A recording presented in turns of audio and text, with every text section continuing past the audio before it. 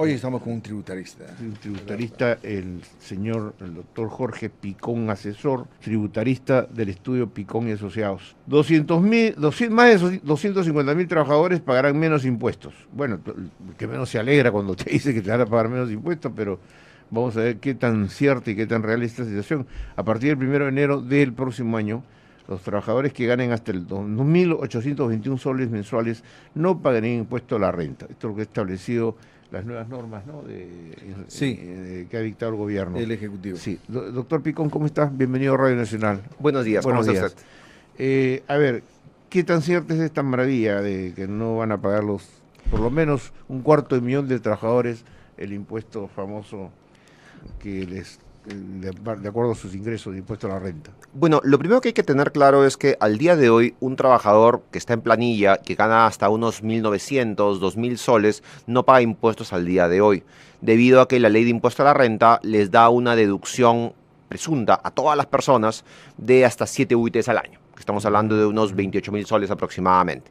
Entonces, el gobierno lo que ha hecho es crear una deducción adicional potestativa. Ya. Es decir, le he dicho, mira, aparte de tus 7 UITs que tienen todos los trabajadores, voy a permitir que deduzcan 3 UITs más basados en gastos reales que realices durante el año.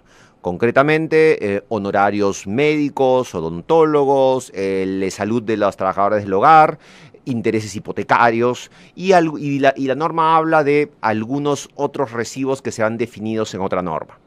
Entonces, lo que estarían diciendo en buena cuenta es que las personas que ganen más de 2.000, porque el que gana menos de 2.000 no tendría ningún sentido que acumule estos recibos, y el que gana hasta por encima, que eventualmente no solo serían los que ganan 2.800, podría ser el que gana 50.000 soles al año, puede deducir 3 UITs adicionales de sus impuestos utilizando estos gastos.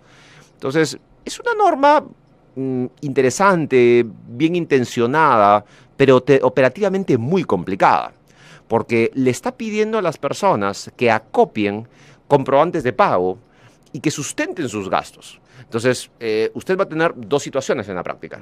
La persona que está en planilla, en la cual lo que está diciendo la norma es que va a tener que ir donde el empleador al año siguiente, o sea, en febrero del año siguiente, en este caso febrero del 2018, y decirle, bueno, mira, tú me has retenido impuestos de más porque yo tengo gastos por 3 UITs como el gobierno me ha dicho. Entonces, devuélveme el impuesto que me has retenido de más el año siguiente. Entonces, esto va a forzar a los empleadores a tener personas que se dediquen a revisar las facturas de los trabajadores que hayan optado por esta mecánica. Entonces, claro, si usted piensa eventualmente en una empresa que tiene 20 trabajadores, quizás sea algo que pueda hacer el contador. Pero si usted se pregunta, una empresa que tenga 500 o 1.000 trabajadores, voy a tener, pues, me da cuenta, que destinar a personas a que revisen estas facturas. Y bueno, Dios no quiera que SUNAT venga 2 o 3 años después para decirme, muéstrame las facturas que revisaste hace 3 años. Y si no las tienes, te cobro a ti el impuesto. Porque cuando un empleador le devuelve el impuesto a sus trabajadores, se lo resta a SUNAT después. La otra situación va a ser los trabajadores independientes, que el trabajador independiente al día de hoy se le retiene el 8% de su monto bruto. Entonces, esta persona va a presentar su declaración jurada de impuestos y simplemente va a deducir lo que considera que ha gastado. SUNAT vendrá 2 o 3 años después a fiscalizarlo. Y la persona natural tendrá que haber tenido sus comprobantes de pago ordenados y guardados durante todo ese tiempo. Entonces, es una norma bien intencionada, pero operativamente muy complicada. Estás creando, o sea, por solo 3 UITs, está creando un cargo, si estuviéramos hablando de un gasto mucho más importante, podría tener algún sentido todo este despliegue administrativo. Estamos hablando de cada UIT está en 3.900. 3.950, para el próximo año probablemente 4.000 soles. Vamos a hablar. Sí. 3 UITs. Sí, 12.000 soles al año. 12.000 soles al año. Entonces estamos hablando, me da cuenta que en el caso más extremo, si es una persona que tiene altos ingresos, podría estar ahorrándose 3.600 soles de impuesto a la renta. Si estamos hablando de una persona de ingresos medianos, estamos hablando que no se va a ahorrar ni siquiera 1.000 soles de impuestos. Tomando en cuenta, Picón, digamos, la lentitud con la que a veces la administración tributaria, con respecto a los pequeños y medianos contribuyentes, ¿no? Actúa, porque a veces piden documentos después que han pasado varios años. Y todo el mundo sabe, por lo menos yo tengo conocimiento de que Después de 5 años, no me podían pedir nada porque yo Es correcto. lo boto a la basura, ¿no? Sí. Todo, cualquier documento. Prescribe la posibilidad de SUNAT de Prescribe poder, yo, sí. entonces ahí la SUNAT no podía hacer mucho. No podría hacer nada. No podía llegar y decir, señores, ¿sabes qué? Muestren el documento de tales. No, señor, porque ya prescribió. Correcto. Y por lo tanto eso ya lo incineré, ya lo boté y todo lo demás. Entonces, no habría una forma efectiva de fiscalización, salvo que la buena fe del que usted dice de la propia empresa, que diga que sí, que ha presentado las declaraciones correctas, las facturas correctas y todo lo demás. Es que van a ser, como usted bien dice, son dos situaciones diferentes, la de la empresa que el independiente. Porque a la empresa que tiene muchos trabajadores, sí le conviene a SUNAT fiscalizarla y sí lo hace en periodos no mayores a 2 años. Mientras que a la persona natural, o sea, están incorporando potencialmente 200.000 personas nuevas a fiscalizar. Cuando se diseñó el impuesto a la renta de las personas naturales hace casi 23 años, se estableció una deducción de 7 UITs ciega, que no hay duda que es injusta, porque en buena cuenta en el Perú paga la misma cantidad de impuesto a la renta una persona que gana 5.000 soles y tiene 3 hijos en el colegio, esposa y eventualmente padres que mantener, que una persona que no tiene perro que le ladre. Es decir, no tiene lógica, si usted dice las 7 UITs, el punto es que se podía administrar porque el ciudadano tenía la capacidad de llegar a millones de personas en una auditoría, como en otros países sí la tienen. Pues esta norma ignora esa realidad. Por eso le digo, es una norma bien intencionada, pero con poco conocimiento de cómo funciona la administración Pero el tributaria. SUNAT tiene algunos procedimientos un poco vetustos para la fiscalización, porque a veces yo he conversado con mucha gente de la SUNAT que conozco y me dicen, bueno, hay meses que se acentúa, ¿no?, la fiscalización por una serie de demandas de recursos y todo lo demás. Entonces, ¿y cómo hacen? Al azar. Sí. 2. La otra, por los comprobantes de pago. O sea, se gastan en base al sorteo de comprobantes de pago. O sea, al que sale sorteado y aparece en factura, a ese inmediatamente lo fiscaliza. Pero es una metodología... SUNAT normalmente es distinto a cómo fiscaliza a las personas que como fiscaliza a las empresas. Las personas normalmente son fiscalizadas de manera masiva. Entonces, al día de hoy, por ejemplo, SUNAT ha mandado miles de cartas en los últimos meses. Esquelas, cartas inductivas en las que dice, vengan porque he visto que sus abonos en sus cuentas bancarias del 2014 han excedido los ingresos que yo tengo registrado. Es decir, yo no voy a fiscalizarlo por eso, o sea, yo no voy a mandarle un auditor que se quede en su casa, pero usted venga y explíqueme. Y claro, estas personas tienen a 20 personas al día para realizar sus casos. Entonces, es una revisión masiva, sin mayor profundidad, lo cual evidentemente, por lo menos es un nivel de control.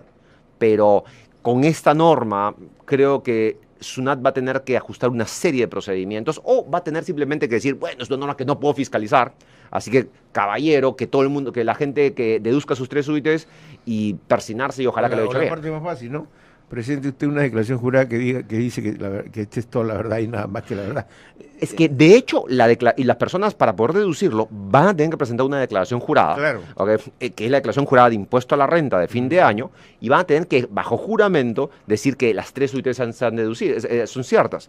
Y claro, han puesto en la ley que estas facturas deben estar sustentadas en facturas electrónicas, creyendo que esto es algo positivo, pero en el país la factura electrónica ha intentado ser implementada. ¿Todavía no se logra? Mire, ha pasado más de 4 años y se ha implementado, creo, si la última estadística que está bien, en alrededor de 13.000 emisores aproximadamente. Yo digo, ¿no? Yo tengo la cuestión de entrar a SUNAT, declaro mis ingresos y recibo la mía electrónico. SUNAT Sí. me rebota y me descuenta. Sí, automáticamente, ¿no? Automáticamente, Me descuenta sí. todo, ya se supone que ya la persona ejecutora va a tener que pagar el impuesto. Pero eso ocurre pues más o menos entre los que están más o menos identificados. Correcto. O sea, ¿Cierto? he escuchado a personas del gobierno que dicen, vamos a masificar la factura electrónica, vamos a poner a las pymes, vamos a hacer 300.000 nuevos emisores. O sea, los 13.000 que se han logrado a la fecha, se han logrado con serios problemas. Y créame, en la operatividad, claro, una persona que emite su recibo no tiene mayor problema. Pero las empresas que se emiten entre sí facturas electrónicas es un dolor de cabeza. Bueno, te doy un ejemplo, ¿ya? Sí. Porque la gente tiene que saberlo. A las 4 de la mañana, en el mercado de abastos, o sea, el mercado central, ¿no? Mejor dicho, mercado Santanita.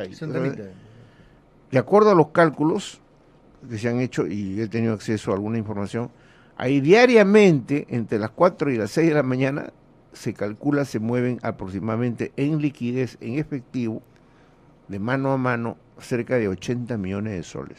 Correcto. No bancarizados, ¿no? Ujú. A pesar de que los bancos ponen agencias ahí, ¿no? Ahí Sí. en la madrugada, ¿no? O Sí, sea, es correcto, no sí. está bancarizado. O sea, yo compro un camión de tomates Cash. y cash, le doy Sí. al señor, acá está tu plata. No pasa por ningún control, Correcto. ¿no es cierto? Sí. Esa es la realidad. Solo, imagínense, solo en ese mercado, al día entre 80, 90, ¿cuántos millones habrán? Depende de la cantidad de productos que ingresan. Eso, por ejemplo, la SUNAT lo ignora, no creo, ¿no? Yo no solo no creo, SUNAT es consciente de se estima que la informalidad en el sector agrícola, no solo, ese es el sector de comercialización agrícola, pero de producción agrícola, supera el 70%. Azúcar, arroz, casi todo lo que viene a Lima, casi nadie paga impuestos por eso. ¿Qué? El contrabando de puno, SUNAT lo conoce perfectamente, son millones semanales. Las culebras que pasan Entonces, Y que hoy en este momento, a esta hora, a las 7:44, ya deben estar pasando varias culebras, porque como se acerca la Navidad, ya deben estar ahí Correcto. corriendo por todos lados. y todo el mundo lo conoce, la SUNAT lo sabe, pero SUNAT se siente mucho más cómoda yendo a fiscalizar a las empresas que tienen su domicilio formal en San Isidro, en Miraflores. A ellos los multan por no tener un comprobante bien emitido, porque el registro no estuvo como a él le gustó. Pero cuando uno habla de la informalidad pura, que es el verdadero problema, uno escucha a las autoridades y las autoridades hablan que el problema tributario del país es la elusión, cuando es abiertamente la evasión masiva. Claro. Ahora, doctor Picón, aproximadamente cuántos contribuyentes en el Perú están utilizando la famosa factura electrónica, que es lo que tiene que ayudar a este tema, porque de otra manera va a ser todo un enredo. Bueno, hay dos grupos de contribuyentes, porque las personas naturales que emitimos recibos por honorarios, sí podemos emitir recibos, estamos forzados a emitir recibo electrónico a través de la página web de SUNAT. Correcto. Pero cuando estamos hablando de empresas que tienen gran facturación, tienen que tener sus propios sistemas de emisión de facturas electrónicas, los cuales son caros, por cierto, y son a veces muy difíciles de implementar. Entonces, no tengo la última data, pero recuerdo que la Administración Tributaria sacó una información hace unos meses en la que habían como 13.000 emisores de facturas electrónicas, o sea, como empresas grandes. Entiendo, evidentemente el gran plan, que es un plan que ya tiene 20 años, es que todo sea facturación electrónica, de tal manera que si usted tiene declaraciones electrónicas, registros electrónicos y facturas electrónicas, SUNAT podría fiscalizar a una empresa sin salir de sus oficinas, lo cual sería un gran avance. Y yo creo que el objetivo de llegar a una masificación de la factura electrónica es espectacular, pero no hay que negar la realidad. Y la realidad es que la administración ni siquiera ha podido forzar a que la gente use un banco. Entonces, ¿cómo va a forzar a usar sistemas electrónicos si ni siquiera puede forzarlos a usar que usen un banco? Entonces, todo lo que comentábamos en provincia, por ejemplo, es complicadísimo encontrar a alguien que entienda el tema de la factura electrónica o los buzones electrónicos que SUNAT está emitiendo o todo esto que estamos conversando. Por ejemplo, acá estoy leyendo una información. Las familias van a gastar aproximadamente de las 400.000 y pico de familias o personas que van a Gamarra, un promedio de 1.000 soles por cabeza. ¿Ya? Así dice la información. Yo me pregunto, de cada 1.000 de esos, ¿cuántos han pagado algún tipo de impuesto? Estoy seguro que ahí poquísimos, en Gamarra. Dudo mucho que Todo el es 30%. yo he ido a comprar una sí, camisa. ¿Cuánto es la camisa? Y ni siquiera te dicen, ¿quiere boleta o factura? No te dicen nada, simplemente te dan el cambio y chau. Punto, ahí se acabó el asunto. Sí, muy poca ¿No emisión es de cierto? facturas. No hay nada. Entonces hay una evasión impresionante ahí en Gamarra. Yo creo que el día de ayer salió una norma que podría darle un contexto muy interesante a esto y es salió una amnistía que inicialmente estaba diseñada para la clase alta, pero la han sacado como una amnistía para todas las rentas no declaradas hasta el 2015. Que pueden ser subsanadas pagando entre el 10 y el 7%, y prácticamente dan a entender que el que tiene dinero con testaferros, o sea, el dinero negro que tiene todas estas actividades podrían ser saneados hasta finales del 2017. Si es que el gobierno se pone las pilas y efectivamente crea riesgo para estos contribuyentes que utilizan esta cantidad de efectivo que usted señala, durante el 2017, yo creo que puede generar una capacidad de recaudación como pocas veces se ha dado, normas como la que se ha dado el día de ayer, se han dado en más de 50 países a la fecha. Y en países como Brasil, por ejemplo, han recaudado 15.000 millones de dólares en base a esa amnistía.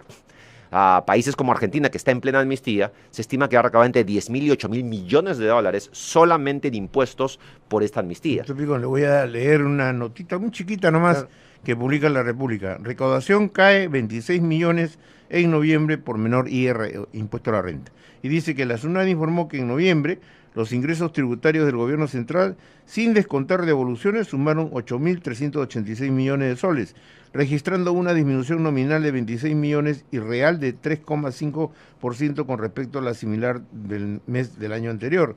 En el descenso, en 48 millones en la recaudación del impuesto a la renta por el descenso, y la recaudación del impuesto a renta ascendería a 2.461 millones.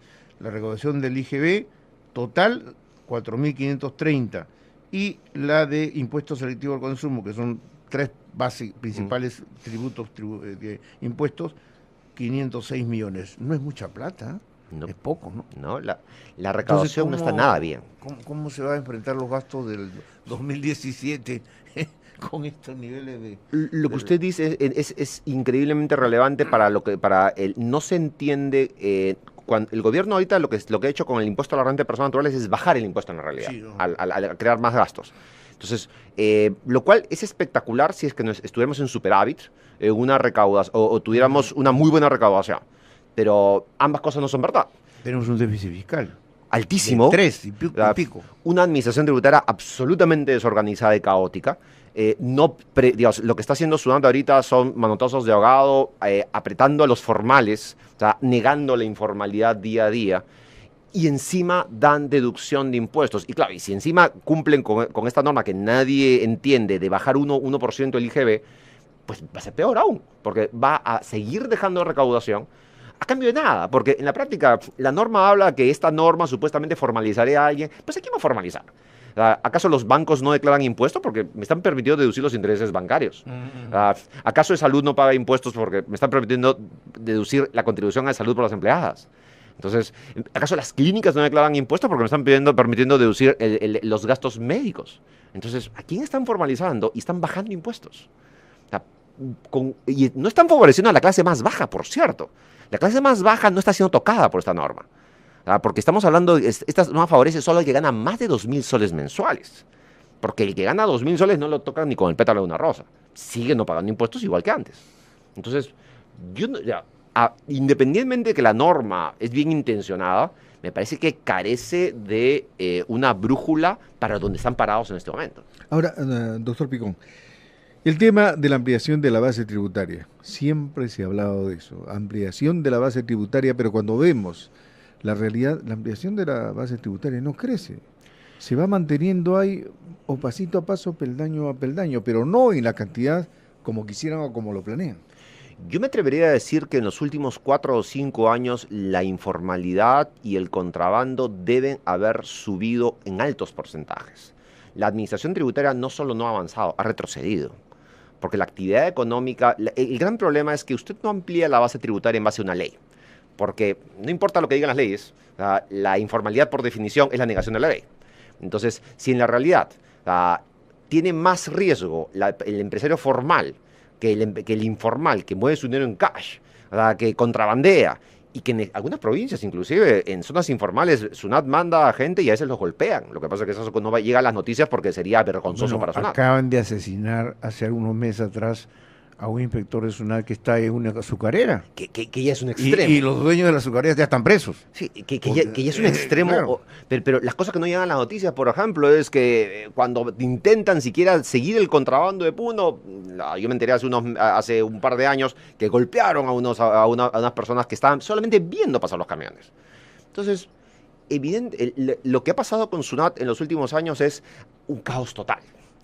Y a la fecha no se le nota un norte a la administración tributaria. Se la ha rellenado de personas, no son efectivos, no están llegando a la informalidad, no generan percepción de riesgo, que es lo que al final va a generar la ampliación de la base. Porque si usted se da cuenta, usted vea las zonas donde se vende el contrabando, veamos, al costado de la sede central de SUNAT, a 3 cuadras tienes la Galería Garcilaso de la Vega. que venden cientos de millones en software pirata. En el centro de Lima usted tiene El Hueco, tiene polvos azules. Bueno, voy a contar una anécdota. Yo estaba haciendo unas coberturas en Juliaca, hace algunos años atrás, y en la puerta del mercado de Juliaca, bueno, Juliaca pues es una cosa impresionante, Sí. carretillas que entran, salen por todos lados. Entonces había una señora que estaba comiendo una parte, en la puerta de una transportadora, ¿cómo se llama? Una empresa de transporte, de ¿no? transportes. Estaba comiendo una papa. La señora con toda su falda, toda su vestimenta típica de Juliaca. Entonces yo le digo, ¿y todo este negocio cómo los mueven? Y el colega que está conmigo de la zona me dice, esa señora que está ahí, la que usted ve ahí sentada comiendo una papa, esa es la dueña de 50 camiones de 20 y 30 toneladas cada uno. No, le va a hacer la broma. Eso es cierto. Mira quiénes están atrás de ella. Y había unos puneños que normalmente no son muy altos, ¿no? Pero todos los habían traído, hermano, pero es un guardaespaldas. Seguro. Su guardaespaldas, así una señora sentada en la puerta del mercado así sobre un cajón de fruta, comiendo. Era la dueña de 50 camiones. En provincias se dan Y monumentos. no estoy seguro que pagaba impuestos. En provincias se dan monumentos a la evasión. Hay ciudades, por ejemplo, como Tacna, como Puno, en la que los contrabandistas de la zona tienen más propiedades que cualquier grupo empresarial que uno pueda pensar. Y no estoy hablando en abstracto, inclusive la administración tributaria es consciente de todo esto. Claro. En propio Juliaca, fui a unas charlas hace no mucho, me decían, ¿sabes qué? Aquí hay 3 centros comerciales. Un Real Plaza y los otros 2 son los que acopian el contrabando y lo distribuyen por el resto del país. Y eso todo el mundo lo sabe. No estamos hablando de tienditas, estamos hablando de centros comerciales. Es que el metro cuadrado es más caro que probablemente en San Isidro. Así están las cosas.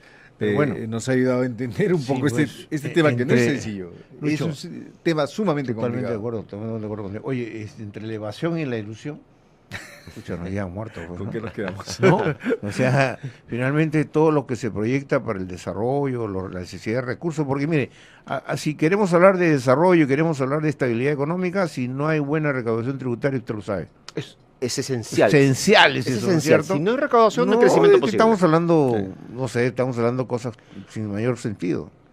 Pero esto es lo importante, lo que usted dice, recaudar lo que se tiene que recaudar y formalizar a la gran mayoría de los 70% que andan al margen. Y Juliaca, por ejemplo, es una ciudad interesante porque usted se da cuenta que hay más autos que pistas. Totalmente. ¿Verdad? Y gran parte de eso se explica por el hecho de que como no hay recaudación para hacer pistas. Y más cerveza que papas. Sí, sí. Son exactamente las 7:55 minutos. Doctor Jorge Picón, asesor tributarista del estudio Picón y Asociados. Muchas gracias por su presencia. Muchas en gracias a Radio ustedes. Nacional. Gracias.